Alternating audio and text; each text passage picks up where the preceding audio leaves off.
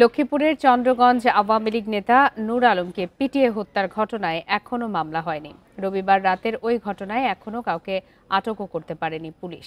Police ও স্থানীয়রা জানায়, নূর আলম রাজনীতির পাশাপাশি দর্জির কাজ করতেন। গত ৫ আগস্ট সরকার পতনের পর তিনি ব্যবসা প্রতিষ্ঠান বন্ধ রেখে বাড়িতে আত্মগোপনে ছিলেন।